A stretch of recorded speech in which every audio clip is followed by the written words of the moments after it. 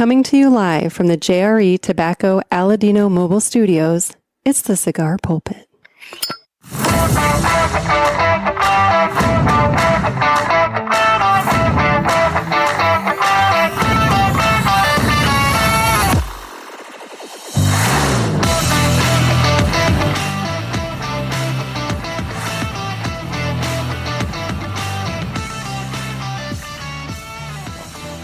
Now? Oh, hello everybody, and welcome to another sermon from the Cigar Pulpit. I'm the Bishop of the Burn, Nick, and we're coming to you from the Aladino Studios, the JRE Tobacco Aladino Studios. I've taken over the Studio 21 Podcast Cafe, and so we have Mr. Jonathan. That's right. And Mr. Ed Sullivan. Yeah. I'm happy to be here. So do you talk be here too. before the mic goes on your show? Yeah. Or do you wait until it goes on to talk? He's doing everything, so he has. Yeah, so like the music, when it starts, it just, at one point in the music, that's when Right. there is some overlap. Yeah, but when you have a professional producer, he needs to know the point that you're going to talk. I don't know. So you didn't give him any show notes? God, no. Do you even have show notes? No. Jonathan, I made my own. He's got the Post-it. Magic marker. He's got his Post-it with his 3 bullet points. Not even with a pen. No, well, we don't have pens here. Hey, look, this is not as professional of a show as what you guys put on. I mean, it looks pretty professional. Although I wouldn't have known. I'll let that go. So anyway, I am up in New Hampshire. I was just up here for the New England Cigar Expo, the 2024 New England Cigar Expo, and that is now officially in the books, and so we're going to talk about that today. And but I need a cigar first. And so today we're going to be smoking the La Giana 30th anniversary. It's a 6x54 Toro, and it's a barber pole featuring Ecuadorian Connecticut and Mexican San Andreas wrappers, a Honduras Habano Criollo binder, and fillers from Honduras, the Dominican Republic, and the USA. Not Dominican Republican. No, it's not the Dominican Republic. I've heard that. I'd never heard that until this week, and now all of a sudden I'm hearing it everywhere. It's a thing. Sometimes people say that instead of the Dominican Republic. I get it. So, anyway, it's time to cut. Like when you're talking, Yeah. I'm not really listening to you. I'm trying to think about what I'm going to say next. So I may listen to a little bit, and that may spark an idea, and then I'll take a little note down. But some people are trying to think about what they're going to say next while they're talking. Oh. And that's where you get things like Dominican Republican. That's not someone who has a well thought out sentence. It's fair. It might be someone who really can't think out their sentences well. That may be the issue. I'll get back to you on that. Oh, God. It's time to cut the cigar, and the official cutting is brought to you, ironically enough, by 2guyscigars.com. That's the number 2guyscigars.com. 2 Guys have been around for 40 years, and they are the trusted name in the cigar. I thought this was the 39th anniversary. This was the 39th anniversary. Okay. Well, anyway. Are you going to update your copy? This is the copy that was provided to me. How many years ago? Beginning of this year. And what does it say? 40 years. Around for 40 years. Oh, that's fine. So, It's rounding. Anyway, it's fine. Yeah, we rounded up. All right. Well, as you know, you can't use decimal No points. decimals. It couldn't be 39.25. Everybody knows 2 Guys, but if you don't, please give them a try. You won't be sorry. Family owned and operated, 2guyscigars.com does the very best to provide a great selection, fair prices, and excellent customer service. I don't know what you could possibly want more, from a cigar website. Other than for us to get to the sound effect. All right, so please go to 2guyscigars.com for your next cigar purchase and tell them that the Cigar Pulpit sent you. That's the number 2guyscigars.com. And with that, it's time to go ahead and cut the cigar. Oh, that was a good one. Yeah. We got Seth Jones over there watching. I actually have an audience. This is new for me. It's a big too. audience. Hey, one is better than none. Normally, I'm staring Is at it? like. Hey. I mean, I like Seth. He's a good dude, but... Dude, normally it's like a squirrel running across my lawn or something like that. I thought one was the loneliest number. It's lonely for him. I mean, we still have each other up here. Yeah. Yeah. And you know what's great? you don't have to worry about talking all the time, Nick. No, I don't. Thank But God. actually, we prefer that. I think we'll still use the greatest commercial ever made while you guys go ahead. I think that's a good idea. Yeah. Yeah.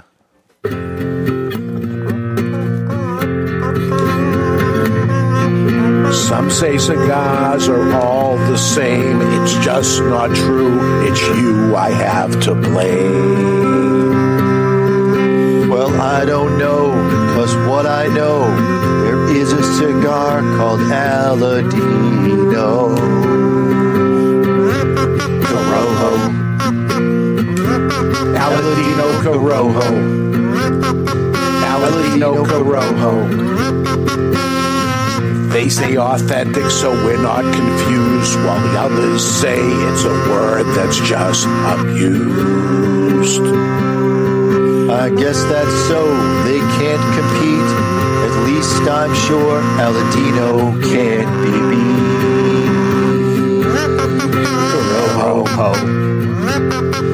Aladino Corojo. Aladino Corojo.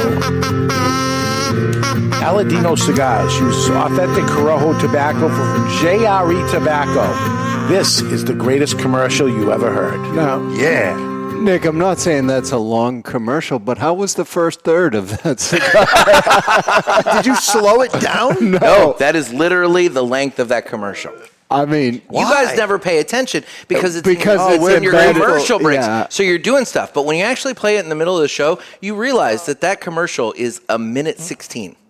yeah, it is. It is a See, ridiculous. I'm grateful for it on the big show. Yeah. But on this show, it was like, well, we haven't even really talked yet. Yeah, I We mean, have so many things to discuss. wait till we get to his outro that goes on forever. That's only 30 seconds. It seems like forever. I know, but it's nothing compared to the greatest commercial you've ever heard. You want the good news? What's that? I can make it as long as I fucking want. What was that? Never mind. I had something. I had a thought, but I lost It it. died of loneliness. On the cold drawer, I got a little bit of nougat and a little bit of barnyard. Okay. And we kind of blew off the We cold did draw kind of blow segment, off the. but I'm not in my full frame of mind No. right now. I'm still tired, and I'll be honest. There's lights, and it's just it's different. It was a lot this week, wasn't it? It was a lot. It's been such a fun week. And I want to say, before I get into any sort of ball busting and everything like that, I do want to say from the outset that everybody has been so ridiculously generous and nice and welcoming and friendly. And, despite whatever bullshit that I might throw out, I am so entirely appreciative of everybody and their generosity and welcomeness. So. well, you're welcome, you snoring bastard.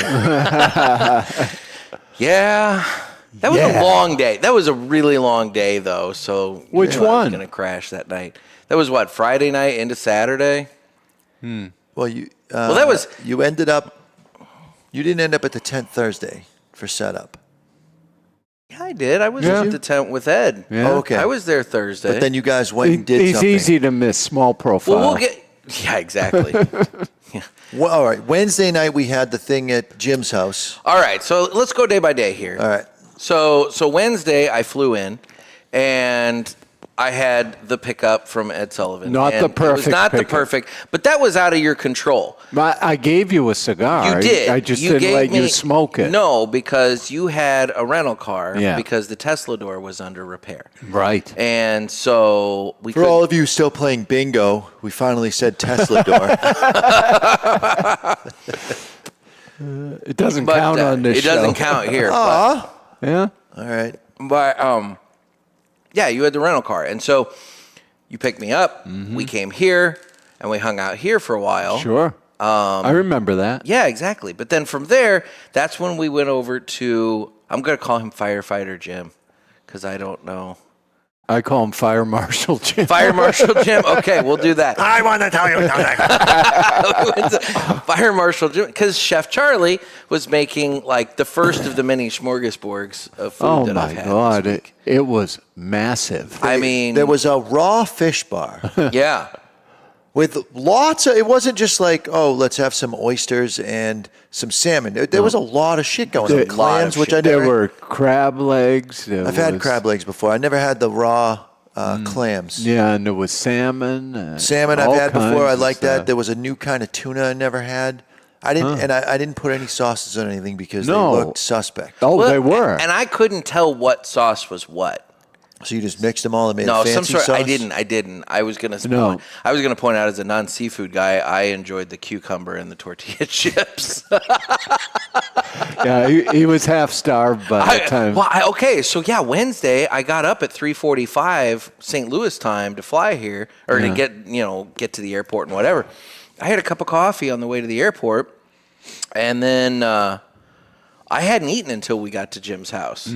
And so then when we get to Jim's house, they're like, "Oh, there's the raw bar." I go over there. I'm like, "Oh, okay." I'm like, if it had been the perfect pickup, you would have had pizza and donuts. Yeah, but why wouldn't you just try a piece of salmon? It's smoked. It's safe. It's good. I tried the clam chowder. That was adventurous enough for me. It was delicious. It was delicious clam chowder. Chowder. It was very good. I'm not eating anything that has potatoes in it, but I understand why people would like that. It was very good. I'm sure. I mean, now you understand the challenge of hosting something like that. I'm not eating that. Well, I can't eat that. In the end... Well, I didn't tell anyone what I wasn't eating. I just ate what I was comfortable eating. It's not like Nick was complaining. No, and that's exactly what I was about to say. He was just starving. At no point did I actually say, like, they don't have anything that I like. Hell, even at dinner when we went through the little buffet line, the steaks weren't out yet. Yeah. And so on my tray, I had a thing of clam chowder, corn, and potatoes. Yeah. And I was perfectly happy with eating that. And then and it was Jim's lovely wife, and I can't remember her name off the top of my head. Jessica, Julie, Jill. Do you remember? I am so sorry. I am apologizing in advance because I don't remember. Why am I thinking Kristen, maybe? No. Could have been Kristen with a K. Yes. That's what I'm thinking. Or Christy, maybe. All I know is she came out, noticed I didn't have any seafood. I point out I'm not a seafood eater, and she immediately went and got me a steak. That's not the way I remember it. Really? No, because I was in the seafood line and said to Chef, Nick is starving. And then I thought I had said to Jonathan, grab an extra piece of steak for Nick. And I did. You didn't bring me steak, did you? Oh, you ate his piece? He had a steak on his tray, but he didn't bring it for me. I'm pretty sure it was the hostess. Somebody said something about a microwave. I don't know. No, I definitely brought you steak. Yeah. I brought it to you. Did you? Yes. Fucking ingrate. I don't fucking remember. I brought it to you. God. Anyway. It was only a few days ago, but it's been a long time. What's the phrase? I spent a day with somebody, or I spent a week, or the other day I spent a week with somebody. Yeah, exactly. But no, so it was a very lovely meal, and we had a wonderful time that Wednesday night, hanging out. I yelled at Chef the next day. Why? I said I felt as though he misled me. Because we were getting there at 6. Well, dinner was after 8. By the time I had some... That is true. By the time I had some dessert... It was practically Thursday when we ate, Yeah, I didn't get home till after 11, which was not the best way to start the week. No. And then Thursday then... Thursday. That's when you came and picked me up at Jonathan's house. Mm-hmm. And... Because Jonathan was dancing with men. Well, that was Thursday evening. You were dancing with everyone, right? Well, he was at the party on Wednesday night. Yeah, but Thursday. Thursday I had to do setup at the tent. Yeah, you came and picked me up at his house. We had the cigar. I had gear up the asshole. Oh, I remember that now. I'm going to let that one go. So I had to come to the store to open, and then I had forgot something at home, so I ran back home. Said, you hey were to there. You guys. I remember this now. Yeah. But that's when you and I had the cigar in his smoking room, which I have to say, you've done a wonderful job converting that little patio sunroom, whatever it was, into the smoking room. Thank you. It's very nice. You do need the remote control blinds, yeah. Candles. Oh, the candles. Because I can see where going around and turning on each candle would probably be. I don't mind it. Okay. Well, if you don't mind it, then whatever. I need to get my steps in for the day. Okay. But in all fairness, Jonathan's been a wonderful, gracious host. You know, he's made breakfast for me like every morning. Would you have Pop-Tarts? We did not have Pop-Tarts. I've had a little bit of an experience of the carnivore diet, and I made him a frittata. I would say the little egg, this is the egg. I've been calling it a little egg casserole thing, but Yeah, that's a frittata. I know what you had for breakfast. it was actually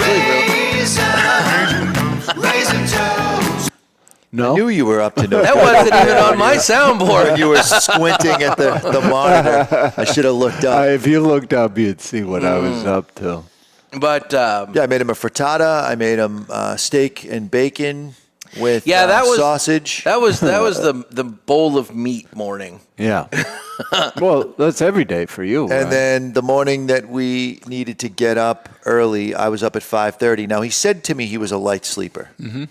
I went downstairs and I could all right. barely yell over the Okay. snoring. All right, now we can the address whole, whole this. room was rumbling. So Now we can let's I try to wake him up at Yeah. 5:35 and Right. say, "Hey, buddy, I heard you're a light sleeper. That's Why don't midday you- for me. Yeah, why don't you just kind of start getting yourself up?" Nothing, just snoring the whole time. So I go upstairs, I take a shower, I get breakfast ready, and then I come downstairs and I just turn all the lights on and I go, "Hey." let's address this for a moment. Yeah, Both of his breasts were out. Is all I'm going to say. He sleeps naked even at my house. I had pants on. You wouldn't have That known has that. not been confirmed. I had pants on, but There were pants on the floor. there's all kinds of clothes on the floor. Yeah, you didn't pack that many clothes. I really didn't, but you know. No, so okay, that was Friday going into Saturday. So that was technically Saturday morning. Friday morning, for whatever fucking reason, I woke up at 4:30 and my brain just said, "You're awake." And at that point, I laid there for about half an hour, and I got up and showered at like 5 Friday morning. And then after that, that's when I sat in your sunroom and did the first of my 2 cigars for the Boners review. Yeah. So, I mean, you got to remember, Friday, I was up at 4:30, did all that, then came to the tent with you, and there was all that set up Friday prior to... Which it must have been But- exhausting watching us do everything Hey, I except put the helped. tablecloths out. I helped. You I did. did more than just put the tablecloths out. I moved some tables, and I put up some chairs. You've jumped ahead. We didn't cover Thursday evening. We did not cover Thursday. But I do want to point this out, since he's brought up the snoring. Yeah. I mean, what time was it Friday that we got back? Midnight? Yeah, it was late. It was solid midnight or Yeah. whatever. So you got to figure, dude, I was up 4:30 to midnight. So yeah, I crashed and died. I remember when I Crashed and died. started partying too. I mean, you just learn how to be a professional. And I crashed and died, and I was sleepy. I offered you some creatine, you turned it down. I offered you some Neurogum, you turned it down. I mean, I offered no, you you every mentioned the trick. Neurogum, but you never gave me I any offered. Neurogum. You didn't want it. I didn't say that. You didn't say you wanted it. Okay, real quick. What is the stuff you've been putting in your coffee? That is Mark Bell's Carnivore Shake. It is beef organs, collagen, some vitamins and whatnot. But I mostly supplement on. I've been basically telling people that you're putting like rendered organ meat into your It's coffee. desiccated organs. Desiccated. That's the word. Desiccated organs. Desiccated organs. So I don't have to explain what that is to Ed Sullivan because he has a vocabulary. Yeah. But the rest of you ignorant motherfuckers don't know. Nick is a writer. You would think his vocabulary would be a little better Yeah. than I it is. couldn't remember the word. That's why I've been saying rendered, because and also it sounds just much more visceral. Like, Jonathan's just pouring rendered organs into his coffee. Anyway, so Thursday, after getting done at the tent, that's when you and I popped over to the Nashua store. We did. We saw Terrence, We did see Terrence. who I shared some information And- with, and he said, You might want to keep that to yourself. Are you sharing any of this? I don't think so. Yeah, I don't know if we want to share it. Well, privately. Terrence told me not to. Yeah. So But I do believe, despite what he may say, he may not have been having the greatest day of his life. No, he didn't look it. No, because his son had said that he didn't like khakis. Yeah, he was And devastated. that was devastating to Terrence. I don't like khakis either. There, I said it. Yeah, but he didn't give a shit what you like. He feels like he failed as a father. Yeah. But the thing is, I told him, I said, how old's your son? I think he told me 12. And I said, dude, he's coming into his rebellious stage. I said, give him some time. He'll be fine. He'll come be back. He'll come back around. And also, I believe his son goes to a school where there's a uniform. And so he has to wear either blue or khaki pants. And I'm like, I went to a private high school. I had to wear khaki pants every day. For the next 8 years afterwards, I wore nothing but jeans out of pure protest. Do you of ever having to feel do it like then. the private high school failed you educationally? I don't know about failed me. Would you guess he went to a private high school? I did. The difference between when you found your khakis and when I found my khakis is mine could start a Mini Cooper and yours were pants. I don't get that. Do you get that? Ed? Boston accent, khakis. Oh, Khaki. I should have been able to translate by now. I boy. get it. Swing and a miss. Yeah, no, that- Cross that joke off. Yeah, you'd have done well in the manufacturer competition. I don't the think I would. Comedy competition there with that kind of material. None of them did well. Except for Nick Perdomo, but that's because he said Steve Sock had a small penis. Multiple times. But speaking of Nick Perdomo, that leads us back into Thursday Yes, it evening. does. So after you and I got done at the Nashua store, seeing Terrence Riley and having a little atabay, that's when you and I met up with Chef Charlie and everybody over at the Lost Cowboy, which Ooh. I was very excited to do. Yeah. And What do you think? Spectacular place? I thoroughly enjoyed it. I Yeah. thought it was very nice. That's the biggest bar I've ever seen. Oh. What did he big. say, 90 feet? Something in that range, 80-something. It was insane. Biggest bar in New Hampshire, I think they I think said. it was going to be 80-something, and the guy, Michael Buckley, said, no, it has to be 90. I vaguely remember Chef saying that because he was horrified. Well, all I know is this place is great because not only do they have the barbecue and the really great food, but they also brew their own beer. And Chef Charlie was very nice enough to give us a tour of Little the place. tour, yeah. Yeah, so we got to see the brewing. Kitchen tour. Kitchen. We got to see the smoker out back. Whoa, 700 pounds that one accommodates at a time. Wow. It was insane. How many pounds of food can they go through in a day? Well, that one's 700 pounds. I think they had another that was 5. I think, as I recall, total capacity was 1,300 pounds of smoked product. And then they had the rotisseries that Which- they had the prime ribs on. I did ask Chef, does that carry you through the day no matter what people are ordering? He said yes. All right. So they have room to grow, because that's always the concern with a restaurant is when you can't grow and the line is too long, Right. people stop going. Well, they, at the beginning, weren't thinking the barbecue was going to be as popular as it became, which was why they had to add that additional smoker. So they made sure they had coverage. Well, and people don't know this because he doesn't brag about it, but Chef is a champion competition barbecue master. I didn't know that until we were talking this week. Yeah. Yeah. He doesn't just beat his chest and talk about it. He's just a very humble guy, but he crushes in the barbecue department. So Clearly, because he can do it commercially, which is way harder. Oh, for sure. You're making a competition barbecue anything. You make 12 of them and you pick the best ones for the judges. Yeah. Maybe there's 3 to 5 judges, and now you're going to present your little taco bowl of barbecue. He's doing this en masse to the tune of 1,300 pounds of meat a day. it sounds like a weekend for you. Yeah, that guy. Whoa, hey. Which way are we going? I don't know. Anyway, but Listen, little spoon. But You want to fuck with me? I want to thank Michael, the owner of Lost Cowboy, because he decided he's just picking what we're eating. yes, so there were about 12 of us sitting at the table, including Nick and Janine Perdomo. That's the thing. That's why Chef Charlie was presenting a nice meal to them, and they the owner just decided no menus. We're bringing stuff out. And we probably got half the appetizer menu It was delivered insanity. to us.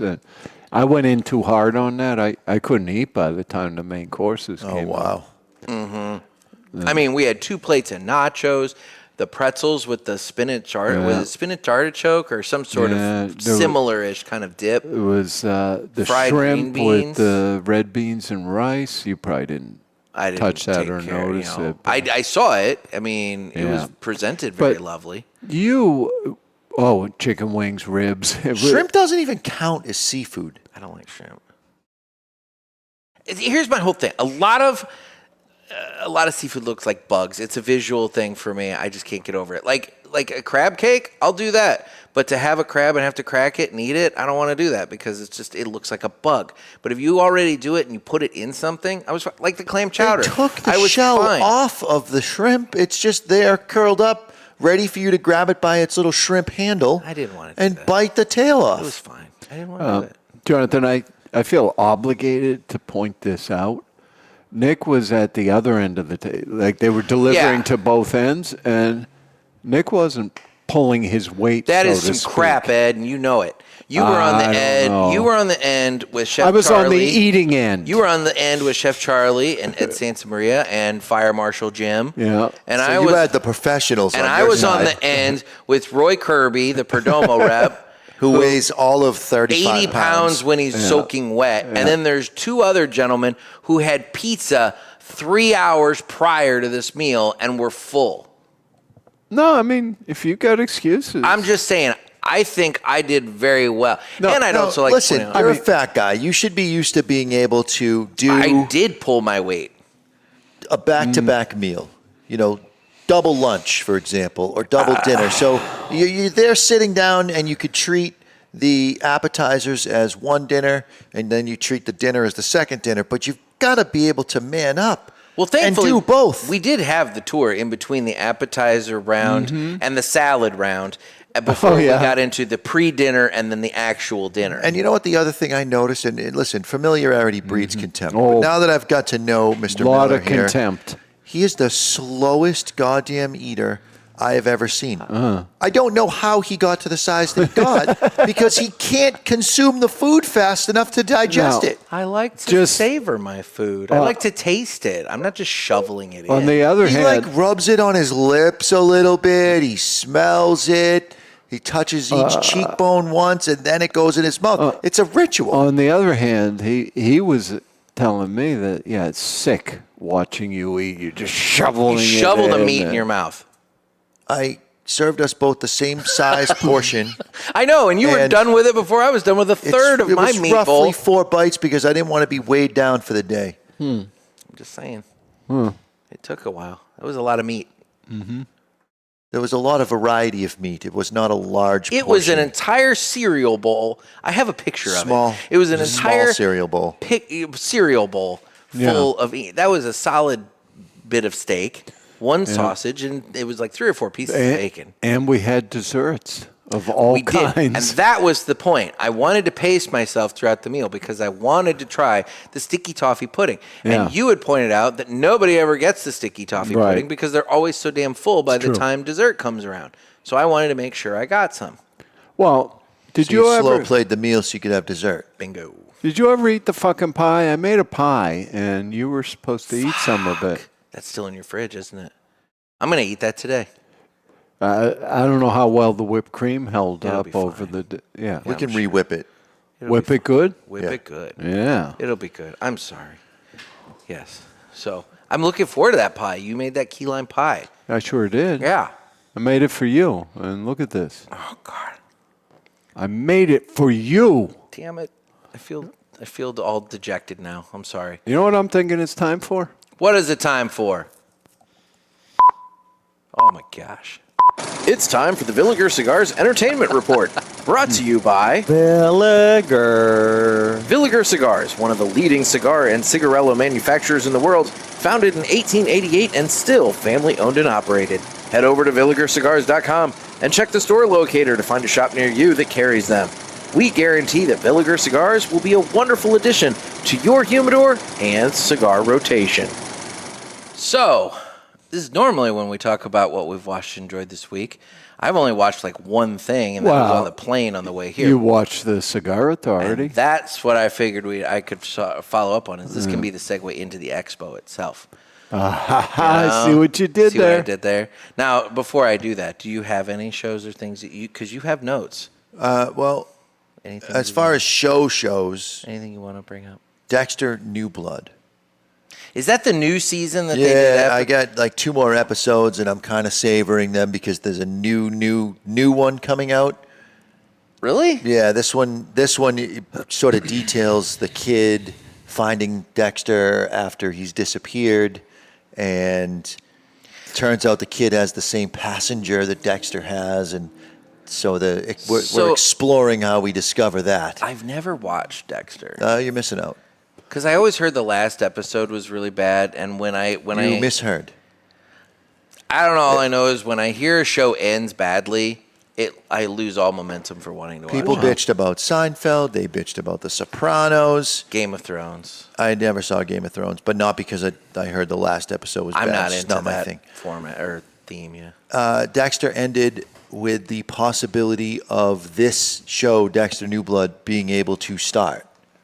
And people wanted him to die or something or get caught. And he made a clean getaway, and that was that. Also, I've been, because of finishing that room, I like to have little goals for myself. So you coming over was the onus for me to do some double extra work to get that room done. Everybody, he said onus. Remember that.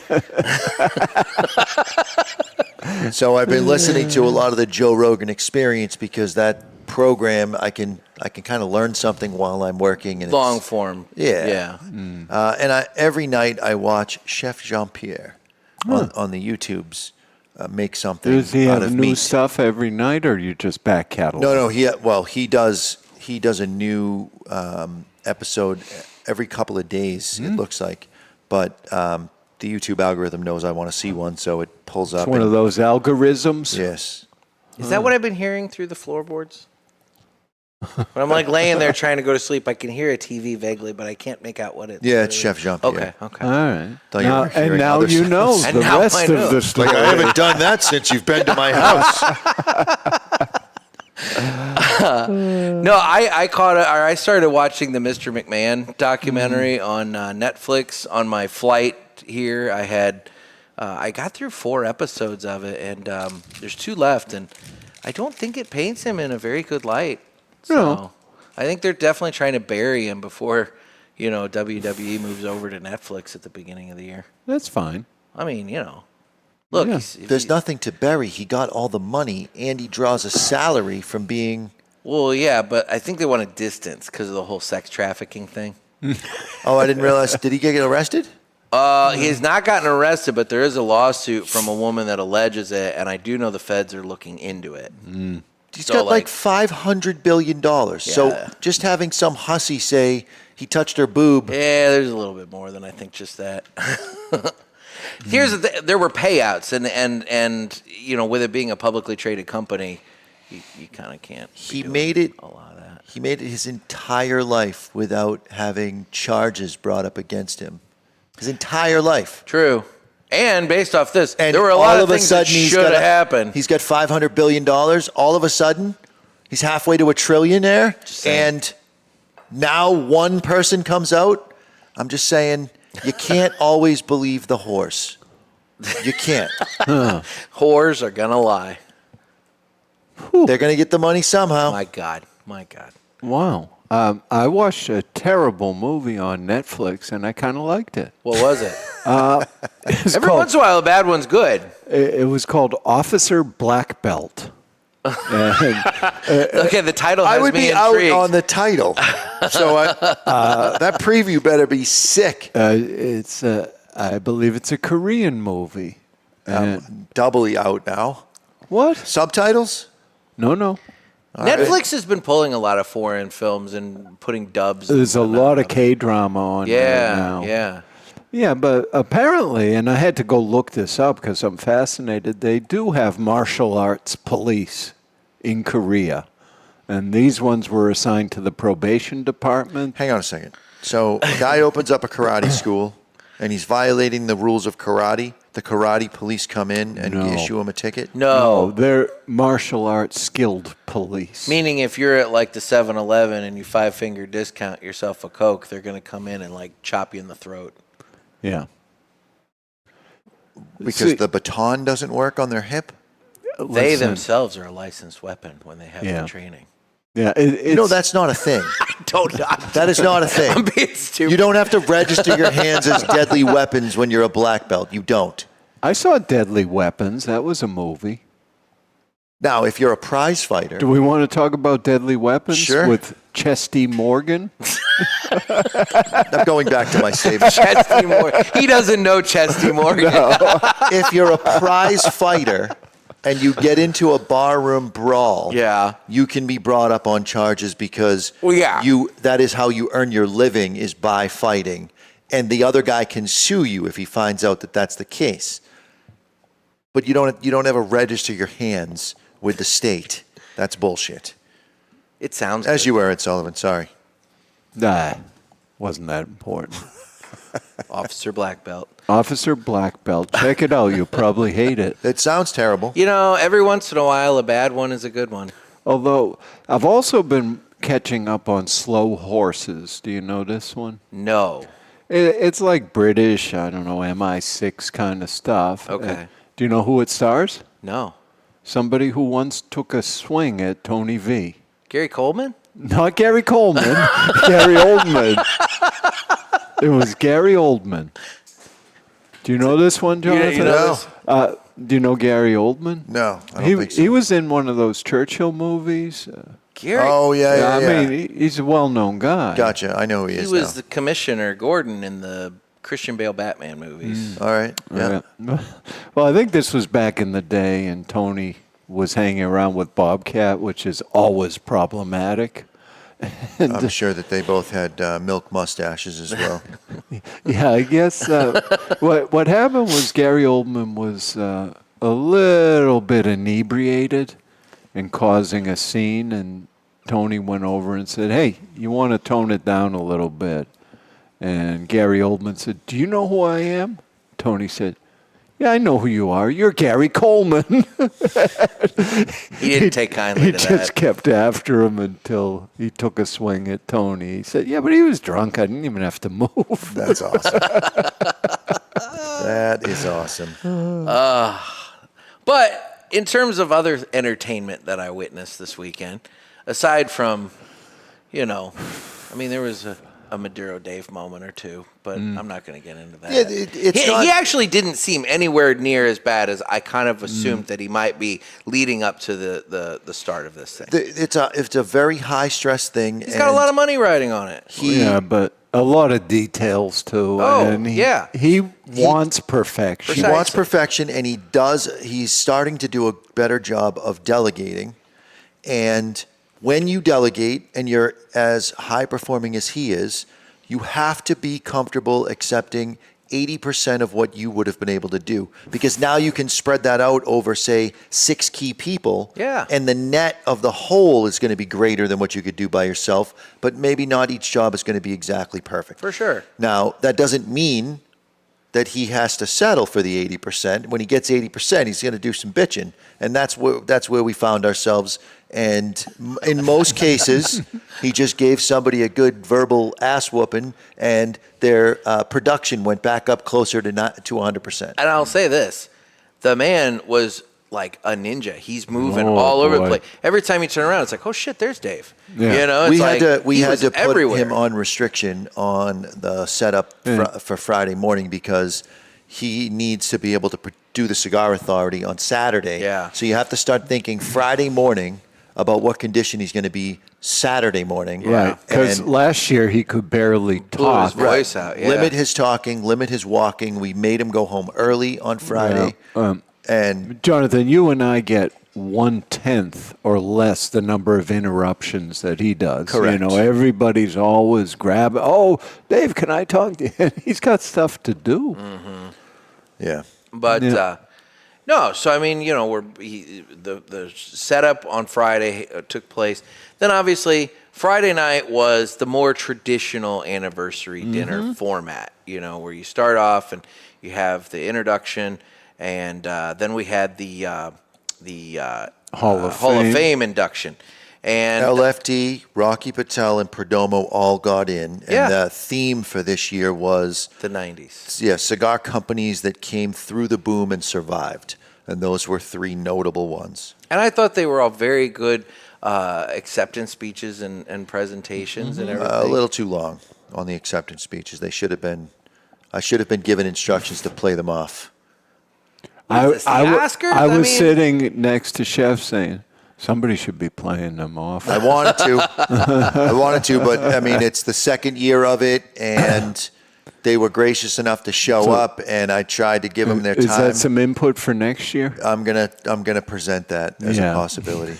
I didn't have that. Some things I can do without a green light. Yeah, that wasn't one of them. No, you would have caught some. Yeah, I would have flack caught for some that flack. one. He played off Lito Gomez. He was in the middle of a story that no one could understand because the man, although his English has improved, I'm sure, in the last 30 years, not very good. It's not good English. It was who's obviously not his first language. Who's really tough is Rainier, just because he talks faster than most humans, and it's not his first language. He speaks English faster than the guy that used to do those micro cars. Except it's with a heavy Spanish accent. Heavy Spanish Lucy. accent. It's all about the sweetness. I thought it was a very good presentation, though. It was you guys very had good. the little video packages Yep. and everything. I thought that was also very nice. I spoke with Nick Perdomo on Saturday, and he was telling me how touched he was to see the photo of him and his father, and so it was a very nice emotional moment for everybody. Now, one thing that we did new this year was during the evening, Scott West, this painter who probably his most famous painting is of Stan Lee for Stan Lee. So he's painting these portraits of an LFD, a Rocky Patel, a Perdomo, and images of their faces on the portraits. But you don't know that at the start of the night. Well, yeah, because he showed up Friday morning-ish Yes. and Yeah. set up and Painted began all the day. Work in the background, Yeah. getting the cigar put in there, Yeah. but like he was working, the band and the image of the manufacturer were the last elements that he added to the painting, so that you didn't know what it was leading So up once to that. the announcement was made of who was in this year's Hall of Fame and they do their acceptance speeches, then the cat gets let out of the bag, so to speak, and it gets announced. Not only are these pictures being done, but they're available for sale, silent auction. Yeah. So just north of $3,000 raised between all 3 photos, and the proceeds went to the Dreamers Ranch that we were on. Yeah. And they do a lot of work with underprivileged youth, or if a child finds themselves in the penal system where the judge says to them, you're a child. You're a child. In all fairness, I looked straight at Ed, he looked at me, and we both smiled. You're the last person I would expect with that lowbrow humor. Trying to tell a very important, heart-wrenching story here. Remember, everyone, it was onus. Onus. So the judge can mandate the kids go to juvenile detention center, or they can go to Dreamers Ranch. And if they go to Dreamers Ranch, they pick up some life skills, some leadership skills, and actual skills where maybe they learn carpentry or they learn ranching, or there's a lot of different programs on that property. It's a 100-acre property. So, and a regenerative farm. So the money was going to a good cause. We were watching the cows out in the pasture. Now, there was one that I thought was fake because he just stood there for what seemed like hours. Yeah. But eventually it moved. So They all went away. I think Yeah. you drove them away. They saw you Either that or that's what lusting after them. Either that or in the that's what we had pasture. for dinner on Friday night, But And listen, that painter could go with the flow because Nick Perdomo went up and edited the painting. I was standing there when that happened. Yeah. He said, "Show me." What band was he going to put on it? No, he had the 30th band. They were actually impressed by the detail work. Yeah. But Nick said, I want to know what picture yeah. you're putting. And the guy said, they didn't show you the proof? And Nick said, no, I didn't find out about this painting until tonight. Yeah. Last night, rather. So he shows him the picture and he goes, nope, Janine, let's get that picture. And she sent it over to the guy and he changed the picture and put the new one on.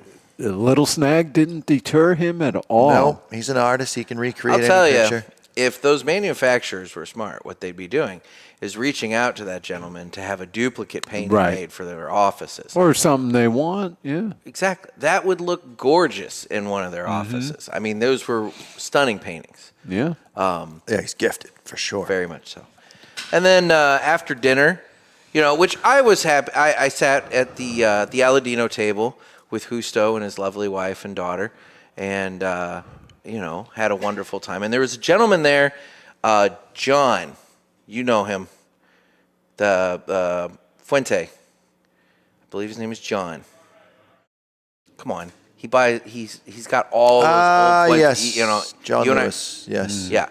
He gifted me a Opus X. You realize that your description of him, you could have said white hair, you could have said older, slightly heavy set. You and I literally talked carries about around this guy. original Opus in his travel You and I humidor. literally talked then I would about have this known. guy yesterday. But You you knew just like immediately who it John was. Fuente, and I'm supposed to pull out who that is. We there had were the- 500 people We there, had this Nick. exact conversation yesterday. You knew exactly who he was. But anyway, he gifted me I want you two see that you're in love with each Oh, other. look at him pulling from the other board.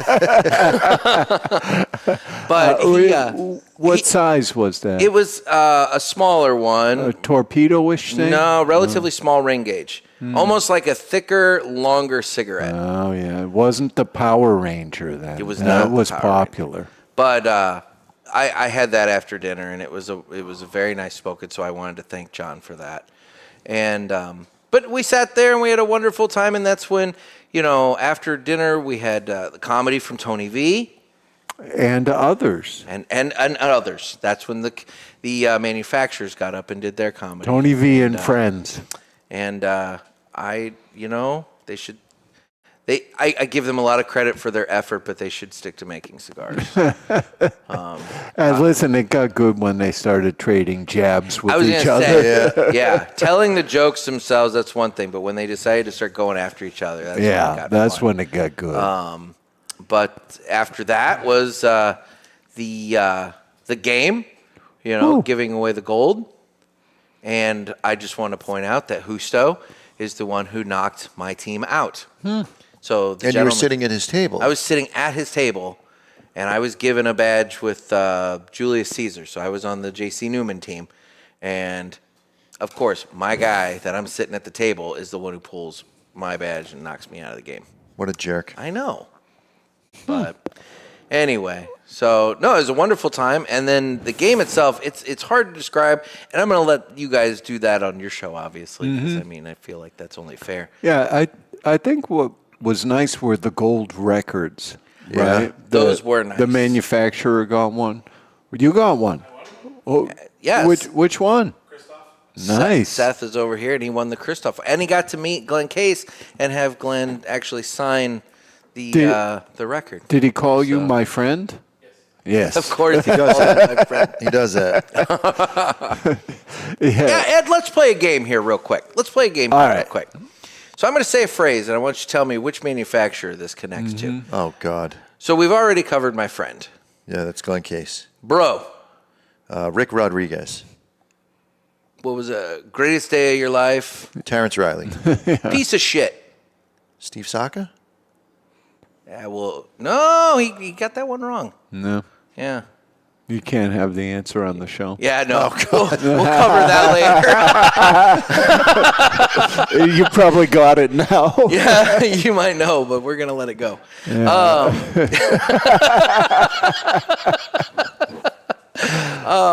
But 3 people ended up walking away with... I'm writing that down. I need to know. 3 people ended up walking away with 2 gold coins apiece, and I am 100% shocked that woman that was up on the stage, I don't know her name, unfortunately, that she didn't keep stated. She seemed to hold firm. I think Dave inadvertently got into her head. Well, and made her feel bad for the other two. I think she really felt bad when Larry got eliminated. Yeah. I felt bad. I didn't. Larry's a good man. That's okay, but I don't feel bad someone got eliminated from a show. I do. Yeah, okay. He could have taken the offer. He could have taken one of the earlier ones. That's true. He was in the all or nothing round at that point. Yeah, he tried, because he doesn't listen. He tried no less than 3 times to take Dave's offer. Right. As Dave went up, and he had to keep reminding him it's all or nothing. Right. Everyone has to agree. Right, because to just get out before the final, what was it, $250 was the best offer? That was the best. Yeah, but here's the thing, offer. and this is my counter to you guys saying that she felt bad about that. You can't have a conscience when you've got 21, possibly 42 grand worth of gold on the line. I'm 100% with you. She should have held out. Held out. She had a 1 in 3 shot of making it through. Yep. So that's better odds than she had all night long. So in the best odds, she bailed weak. Huh. So you don't think it was a touching story? No. I thought it was a weak ending to the game. I bet you have one, no? It's time to fly high with Blackbird Cigars. Blackbird Cigars offers you remarkable quality using the most delicate and finest tobacco to always ensure that you're receiving unsurpassed cigars. Blackbird Cigars strives to give you undoubted repeating flavor for every cigar you smoke and impressive quality so that you can always expect greatness.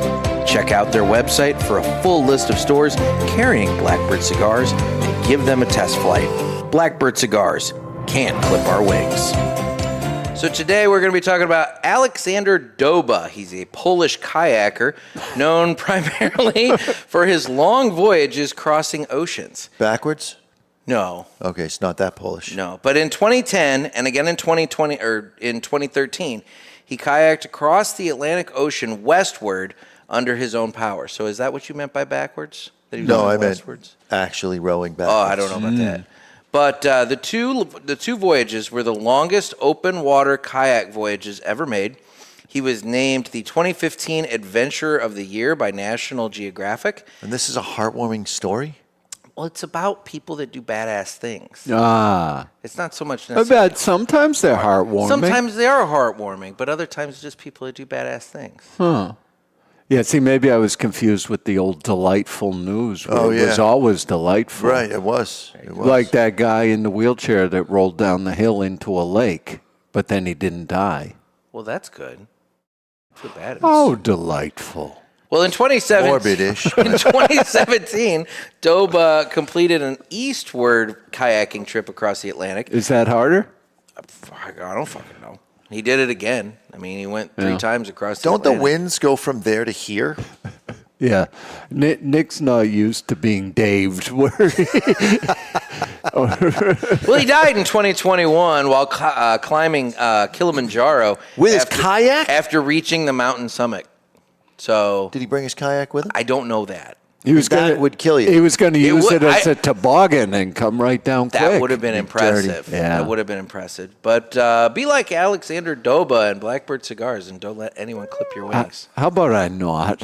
Yeah. I mean, I'm Well, not. you go biking and shit, you know? I mean, that's Not in he the ocean. He just goes biking. He leaves the other shit out. not in the ocean. I mean, if you have to shit, you have to shit. Not in the ocean. You ever done that on a bike? No. I would think that'd be extraordinarily messy. Yeah. I mean, saying. Tour de France, they've got messes. You know, I was contend sitting with. with Pam and Sean and Brett yesterday Glenn. during the what? You must have been with Glenn. He's always with them. No, this is during the strongman competition. Different Glenn. Not Glenn Case. I didn't. Yeah. The other Glenn. There was nobody there named Glenn that I was aware of. It's Had possible. a collared shirt, white with blue pinstripes. No, No? I didn't. Okay. I didn't see a gentleman Electrician. He doesn't listen to your show anyway, so it doesn't Okay. matter. Well, anyway, we were sitting during the strongman competition, and during that, there was a camera feed that was up on the big screen behind, the table with Tony V and the Christine and Eric showing the competition in Yes. action, but it was from behind, and so when they were doing the deadlift, I think it was the deadlift squats. Yeah. Or deadlifts of 650 pounds. So a lot of ass shots? A lot of ass shots going on. And I looked at Pam and I said, if somebody shits their pants, it's going to be right On the there, big screen. straight behind Tony V. Yeah. And it was specifically the gentleman in the orange shorts. yeah. It was Team Camacho. I was like, if he shits, this is going to be He bad. looked like the most likely to have a mishap in that department. Some sort of prolapse or something go on at that moment. So the three things that I attempted when it came to the strongman stuff as we were setting up, I attempted the Thomas you were Inch. so horny for that, man. You're just over there, just all up in that setup. You were like so into that setup. Well, here's the thing. If the setup As wasn't... you're wearing the Canadian tuxedo and then also the very sparkly cowboy hat. But That's the other half of the, like, him waking me up in the bed and, whatnot story. It's like, I'm laying there. Well, at this point, I needed to finish my outfit. I'm and my laying- hat is on his- my hat rack his outfit. near his bed. So he comes in. I'm like waking up and I'm like pulling the sheet up at this point. I saw both nipples.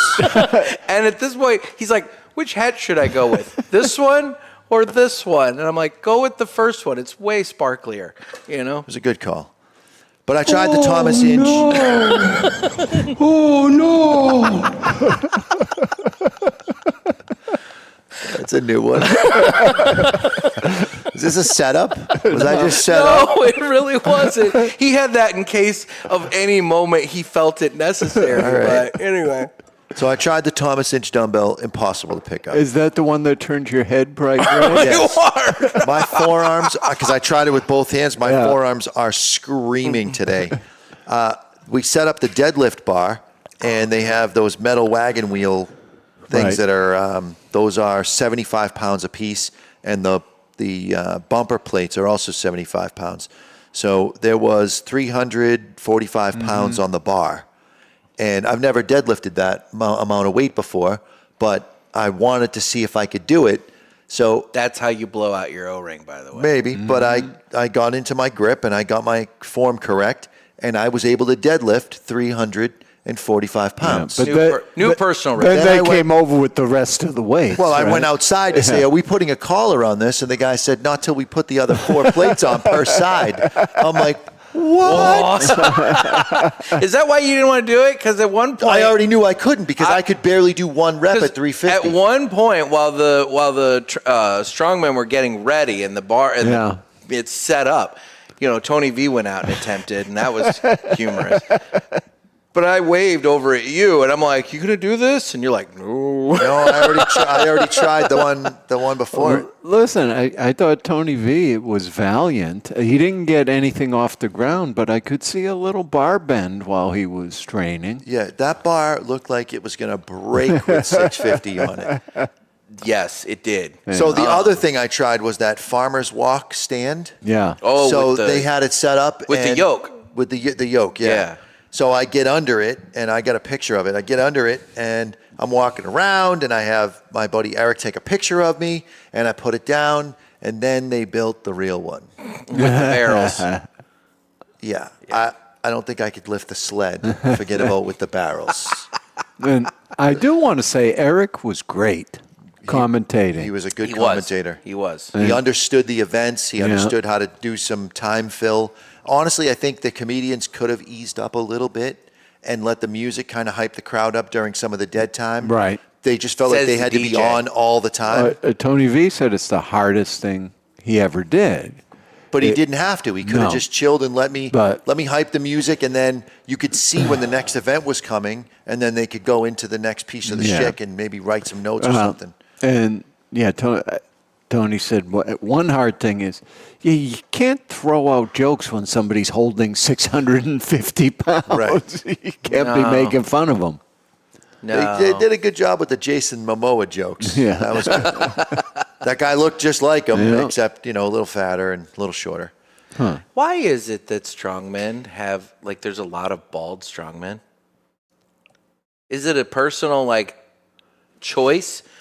Or is it, maybe when they get that big, they lose, for whatever So reason. what are you saying? That whole Samson thing was bullshit? I'm just wondering because like there were a fair number of that bald guy strongmen. had the right shaped head for a bald head. You do too.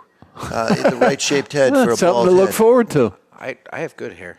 But the guy that was balding clearly doesn't take care of himself. He happens to lift heavy things, but he just is genetically gifted to that. I just didn't know But if he there was- was maybe he was some sort of legitimately like, balding. he's the increased testosterone maybe like makes the hair fall out or something. The bald guy that won was definitely at some point in his life on something. Yeah. Because Well, I there's don't an care how implication. strong you are, no deltoids get that big without some juice. And neither do traps. Those are the two things. And also his head was bigger than what his body was massive, but his Yeah. head had grown bigger than a human head should, even for a body of his size. There was one of them, and I said to Chef, as he's trying to lift it, I said, I think his head is changing shape.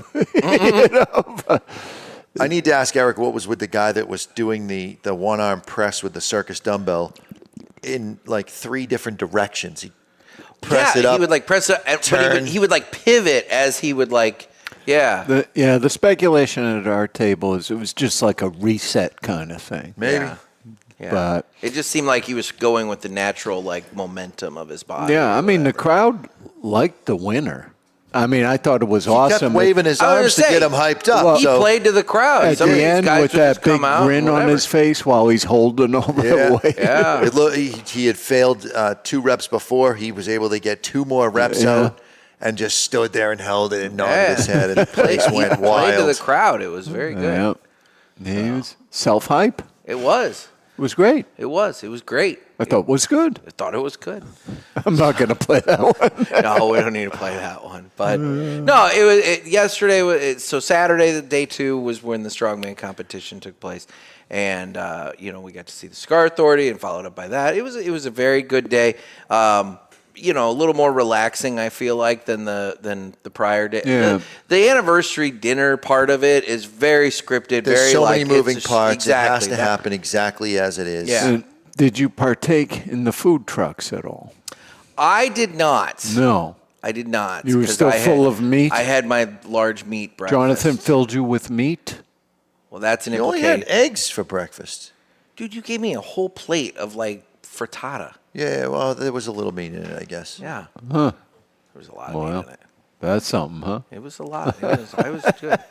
Well, and I did smoke the world's strongest cigar Oh. during the Cigar Authority. How'd that go for you?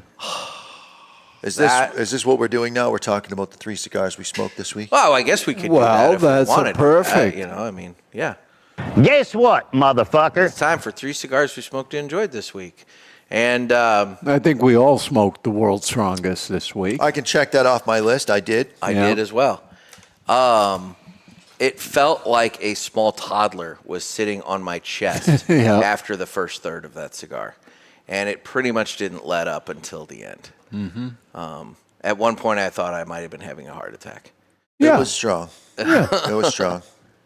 Great But flavor, though. Yeah. So that's it was very good. And I'll also say, too, construction-wise, the burn line was super tight. Yeah. And as slow as I was smoking that, and it lasted me the entirety of the Cigar Authority, I never once had to touch it up with flame. Yeah, That I got an thing- hour and a half. I did have it to relight mine because I only got never halfway once. through on the show. Yeah. But I finished smoking it while I was DJing the strongman competition. But so it's a very good cigar. It just And- that box of 10 is going to last me about 3 But years. listen, for what it is, the price is phenomenal. Oh my too. God! Yeah, You know what? $99.99 for a box of Yeah. 10. I bought 2 They'll boxes. be on sale, 2guyscigars.com as of Monday, if there's Yeah. any left. Yeah, by the time this thing airs, It'll who have been knows? on sale for about 5 days by the time this airs. Oh, But fair enough. It's worth checking, Yeah, but you check. may have missed I would it. say, why not? But There were hints that it was going to possibly come back. So if there's a notify me button, click it. And who knows, a year from There now, were maybe hints? you get notified. You know who will be the happiest person on earth? Rainier Lorenzo to get another $500 order. Tony V.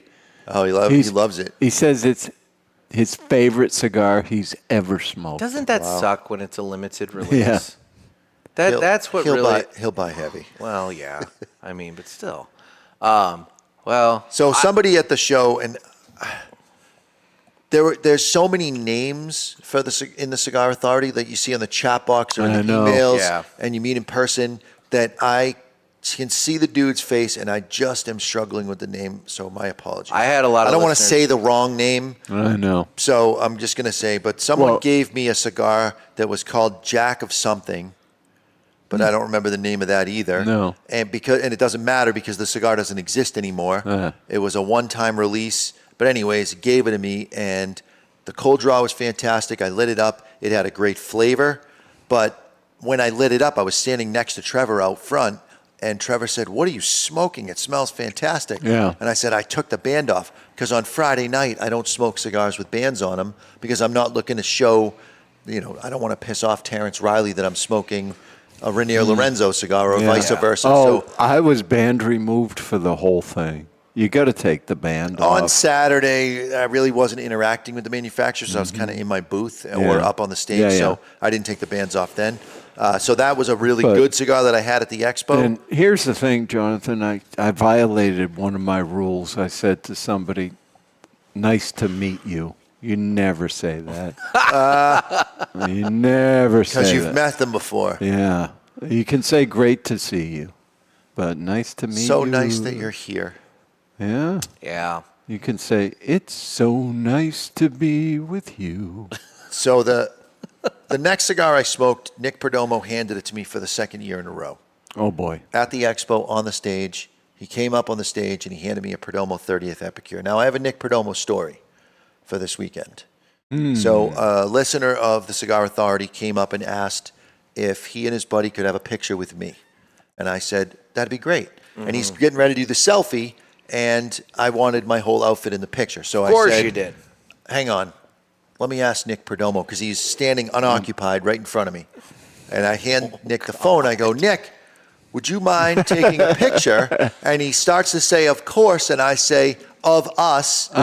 And the look on his face was like, oh, I was expecting to be in the picture.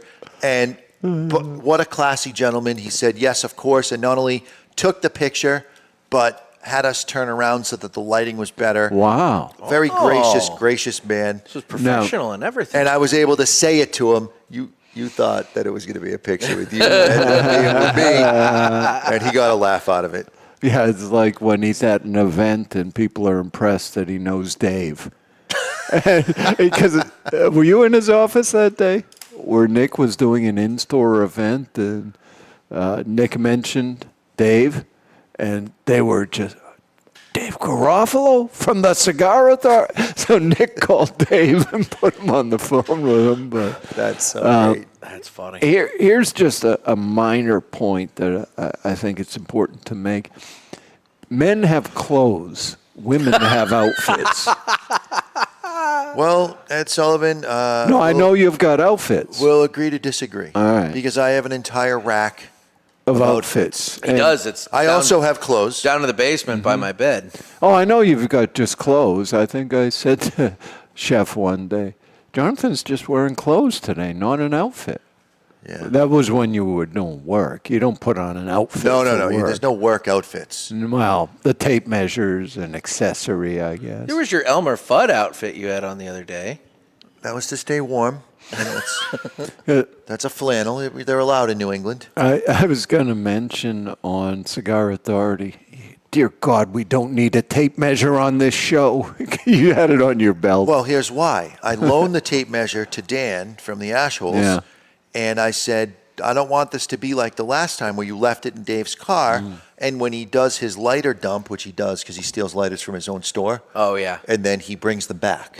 They only got used once. It's not they're not used lighters. Yeah. But once a day, he steals a lighter, and when he gets 30 or 40 lighters in his armrest holder, he takes them out and he brings them back. Yeah. They still have the SKUs on them. They're in perfect working order. So they get purged and filled, and it's all set. But one time he opened it up, and this was 2 months after I had loaned Dan the tape measure from the store. It was in his thing. And it was in Dave's thing. And he brings it in and he goes, "I don't know what this is." And I said, "That's my drawer tape measure." So I put it in the drawer. See, I made a big mistake. After the show, Dave gave me all the accoutrements and said, can you make sure this gets back to the studio? I said, sure. I put that in the car right away. And then it all got covered up, with all the other stuff I loaded. And I realized every time I hit a fucking bump, the cowbell would go. It's driving me fucking crazy. Too much cowbell. Too much cowbell. Too much cowbell. So what other cigars have you smoked and enjoyed this week, Ed? Now, did you see Michael Capolini? He gave me something. I did see him. I loaned him cufflinks, and I never got them back. He gave me, it was a torpedo-ish thing that had PCA on the label, but it was not fire-cured. And I felt a little rude because he handed it to me. I said, thank you very much. I sniffed it and said, wow, that doesn't smell too nasty. Oh, shit. he said, it's air-cured. So, interesting cigar, pre-cut. Well, just for the record, all cigars I understand. are air-cured tobacco. I understand. Some are fire-cured, but maybe that's where he's making the distinction there. Yes, and they're Italian tobacco and not fire-curing it. Except for shade-grown cigars, all other cigars are sun-grown. True. Yeah. Very true. Yeah. Toscano started off over 200 years ago. That's all they made was air-cured cigars. The fire-curing was an accident. Yeah, they had a fire, didn't they? They had a flood. Flood. They had a flood, and they had to dry the tobacco out, and they lit fires with wood that was aromatic, and it tainted the tobacco and released the cigars anyways. Do you know what he said? I know what he said. They didn't put the tobacco on their taint. That's not what I was saying. You guys, you're never this childish. Is it him that brings us out in you? We spent a lot of time together. We did. Some people call it the gooch, but he went with taint, and that's fine. Not what I was saying at all. Jonathan, I took all filters off when I was hanging out with Nick. It's been pretty great. So did you smoke that Toscano? I did. It was fine. Was it fine? No, it was a good cigar, but, it's not in my wheelhouse, Certainly, let's it's say. probably not strong enough. No. Well, this is 3 cigars we smoked and enjoyed this week. There was one I almost smoked this week. Okay, almost? Yeah, I sort of, pocket T-shirt. Oh, yeah. Normally, I keep half Corona, one of those HVCs in there. Went through the washer and dryer. Oh, and no. I'm looking at it thinking, well, it doesn't look that bad. It might be a little soapy, but the cellophane was bonded to the wrapper. Yeah. And I said, you know what? I'm going to let it go for $5. I can be a big spender and just toss that Just one. let that one go. Yeah. Yeah. So what else do you have that you wanted to throw out there? Well, I mean, Or was that your I third already one? gave you 3. I had World's Strongest. I had the Toscano. That you liked but wasn't in your wheelhouse, and one that the cellophane bonded to. Yeah, so I grabbed one that was fresh. I'm not and entirely smoked sure that. Ed gets the concept of the segment, but that's okay. What? We don't Well, do he's busy cigars making- I almost smoked? He's busy making taint jokes. So, you can only use so much of your brain to perform. I laugh every time I hear Tainted Love. Little soft sell. That's a swing and a miss, literally. So the world's strongest. I'll go with that one. The next one that I wanted to, and I already kind of gave the shout out to John for the Opus, so I'm gonna keep that one off this list. The next one that I want to point out was the pickup cigar that Ed gave me. That I smoked here, and that was the Umbagog Bronzeback. Yeah. And I loved the flavor note that you gave me as I was cutting it. Man. You said the cold draw has notes of pretentiousness. So this is It was a very good cigar. I do want to say it was a good cigar, and I did enjoy it. And I still have one at home that you sent me as part of my housewarming gift. But so I'm looking forward to that even more. I now, guess but I'm fortunate that nobody listens to this. at least Steve. I sat with Steve, and he was very pleasant. there was a moment where Steve had to give the record away, so he reaches in and pulls out a chip, and before he does that, he says, whoever wins this Yeah. record is going to get a cabinet of unicorns. Right. $700 value. Well, it's 7 cigars because they're $100 cigars. And I happened to catch the look on no less than 3 manufacturers' faces as he said that. The eye roll from them was absolutely palpable. And that became a running joke as Dave would go up and say, okay, we're giving away this box of Dunbarton cigars here. And Steve, does it come with anything else? Well, I was sitting next to Chef Charlie, and when he said $700 value, I turned to Charlie and said, well, that's debatable. Listen, I've had them. Great cigar. It's a great but cigar. I don't know. I've never smoked I one. couldn't buy it. Not at 100. That's why I've never had one. I just can't justify that kind of a price for something I'm lighting fire to. No. Well, Ed Sullivan has smoked it, Yeah. but He gave it to me. yeah. Well, then see, and I would smoke it then. Yeah. But I'm not going to buy a $100 cigar. Hey. And it doesn't. And it's not just Steve. Any manufacturer. I mean, I don't care what you're This putting was out. the It's- most spectacular broadleaf I've ever seen. But when you're making so few and charging so much, You can afford to process a lot of tobacco. yeah. There you go.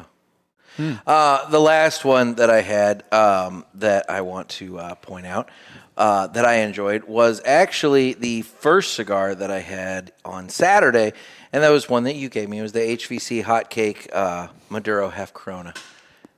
It's a great cigar. It's like smoking a real cigar. That Zeno Half Corona right behind it would have been the fourth on my list. That it was very nice. That's an interesting cigar. It You know, the was. Zeno tins that are pre-punched, half Coronas. Good cigar And I'm if you not want light. And I'm not normally one for a punch, but at that size, it works just fine. You know what I think that cigar is? What? I think that's the old B.G. Meyer tins. Ah, I think it got rebranded. yeah. Interesting. And those were good cigars. They were great. They were great. Well, I dug it. So, That's a good cigar. good cigar. Lots of good cigars this weekend. Jonathan, do you got the world's strongest here yet, or they're coming? They're here. They're here. Well, we're recording on Sunday. We have them because they go on sale tomorrow at 10 o'clock. I know, but I'm talking about me to get them Yes. in real time, not future time, not. They cannot be sold until Monday at 10 o'clock. Did you not buy some at the However, show? However, you tell me how many boxes you'd like set aside, and they will be waiting for you on Tuesday. You're the best. All right, that's what I do, Ed. People say you're an asshole, but I your am. customer service is superb. I do that well. Yes. It's true. It's true. And you are a good house, host.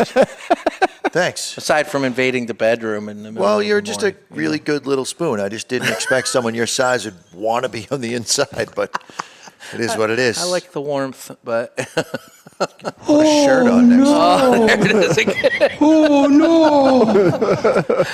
no. Anyway, so that's been the trip, and What a long, strange trip it's been. it's been a wonderful time, and I've enjoyed it. I will say, I have yet to get my bearings in this area. Between your windy roads and trees, I have no idea which direction is which and where anything's at. So, But you didn't have to. No, I didn't have to, because, you And I had the GPS machine, as old fart Freddie calls it. Yeah. so it all worked out. But, no, it's been a wonderful trip. By the way, we certainly validated that Fave 5 thing is old people. Name something you keep in your car. A map. Exactly. What the fuck? Nobody's had a map in their car for 20 years. Except No for way. Chef Charlie, oddly. Yeah. He's not that old, No. Really? but he's an old soul. Maybe that's why. Chef Charlie still uses a map? He doesn't don't- use it. But he But- got it. He has one in his car. For safety.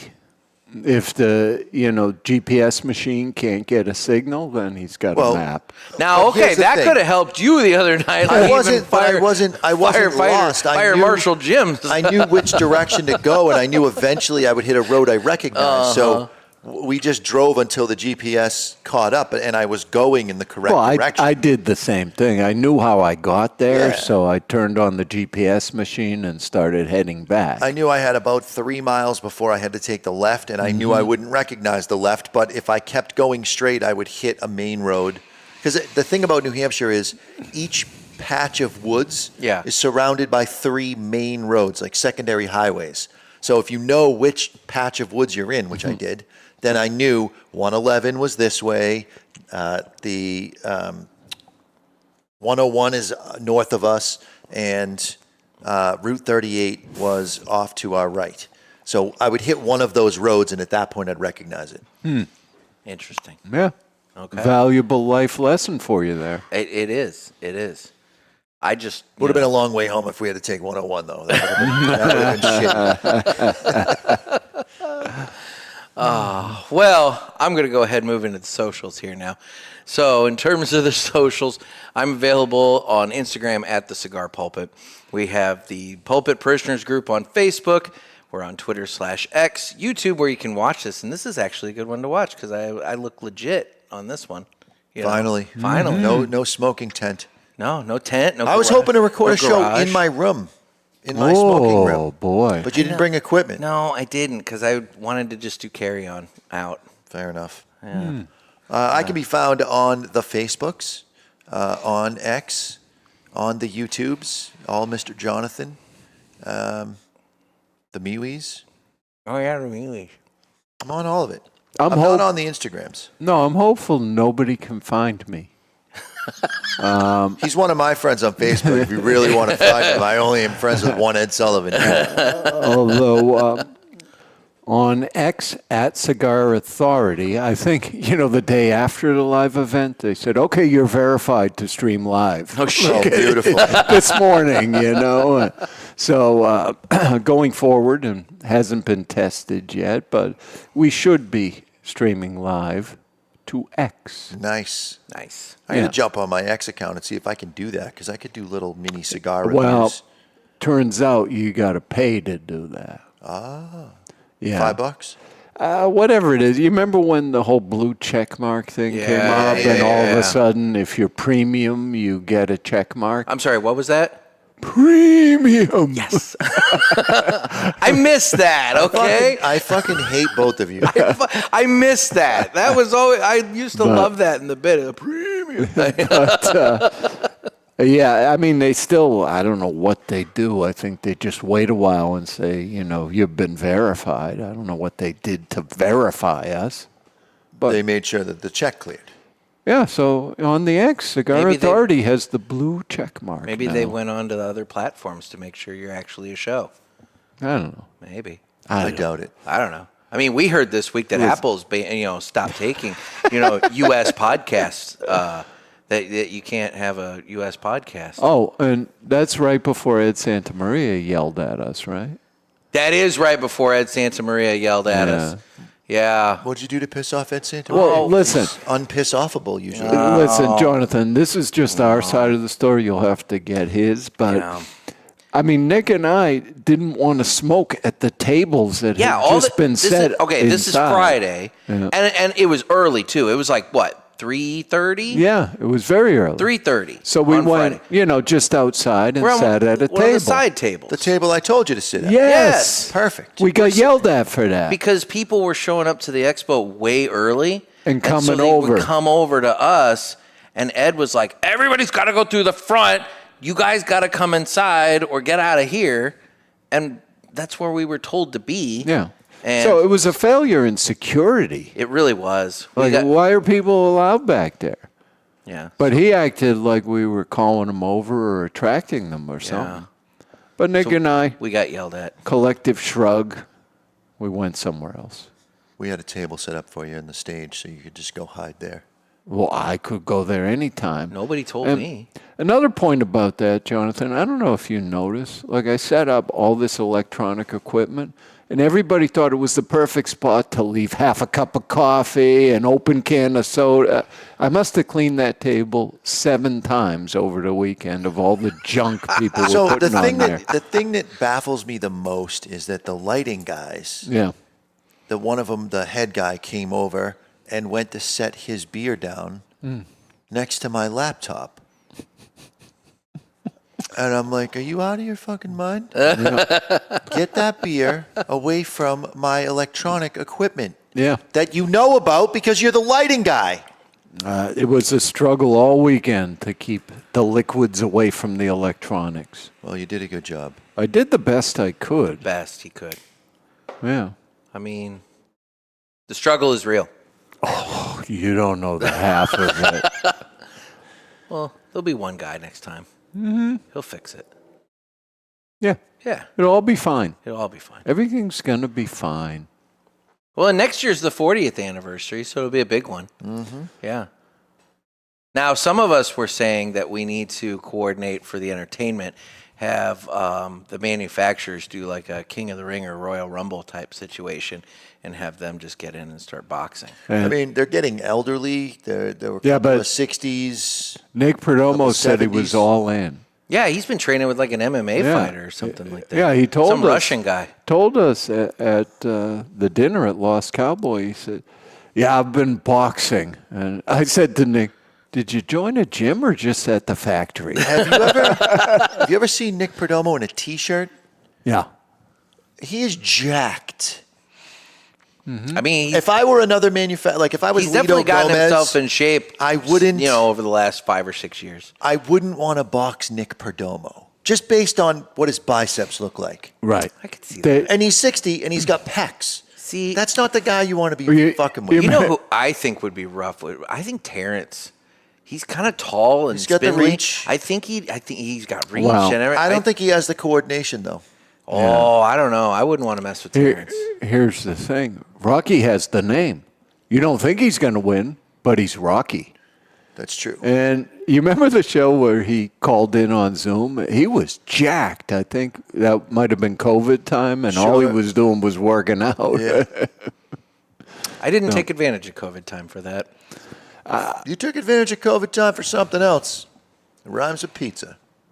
Well, it was my marriage falling apart. Thank you. So you were divorce eating? I mean, stress eating.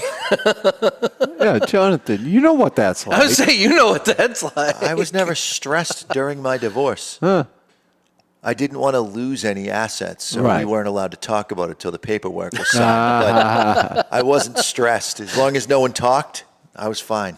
I'll tell you what, when that did finally come up on the show, that was 20 questions about the Cigar Authority or Yeah. something like that. I'm in the car, I'm listening, and that comes up, and I literally out loud just go, "Holy shit!" And I called someone who will be not named, and I was like, "You got to listen to this. This is the most awkward fucking thing I've ever heard in my life." Just, the thing is, I don't really want to keep secrets from the show. I'm happy to share every part of my life, unless there's some sort of financial issue that could come up. The rest of it's wide open. By the way, your roommates were very nice and polite. They were both a little horrified that I didn't tell them that you were there. Seriously? they both found out that was the weekend when Oh you my guys were smoking God. in my smoke room. What are you talking about? I'm sitting on the fucking couch in the lichen, and Jeff just Oh, comes Jeff, walking yeah, in yeah, a Jeff. fucking bathrobe, and he's like, "Hey," and I'm like, "Hey." I'm in my pajamas eating breakfast, and he's like coming in for coffee. Oh, and he it's wasn't like, wearing what the underwear fuck? either. Oh no! Exactly. Oh, yes. And then Ed and I met Damon, and he didn't seem to know anything when he came in. His new either. nickname is Blue Ferrigno.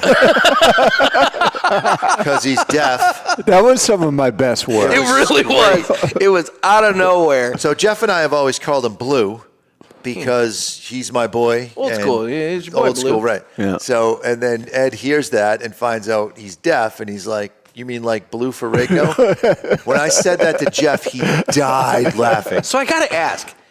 So like he's deaf, but He wears hearing aids. there we go. Okay. Most Because Ed and of I it- had a conversation with him before we left the house. Now he was looking straight at us, so I didn't know if like it was a lip reading thing or what. But Ed, I wouldn't have known. I would have never known. It was a back and he's forth. lost It was great. 60% of his hearing, so Okay. he can hear decently with his hearing aids in. But the problem is he listens to YouTube videos and podcasts and music through his hearing aids. So Well, that's fancy. he comes dancing through the kitchen, and he doesn't see that well, so he won't see me. Oh, sitting, God, he's blind and deaf? Yeah, I'll be sitting in the chair eating, and he just dances by me, opens up the fridge, does a spin, reaches in, gets his milk, whatever, and then goes and dances over to the side. You know, all right. Like no one's there, and I'll just be like, "Hey, what's up?"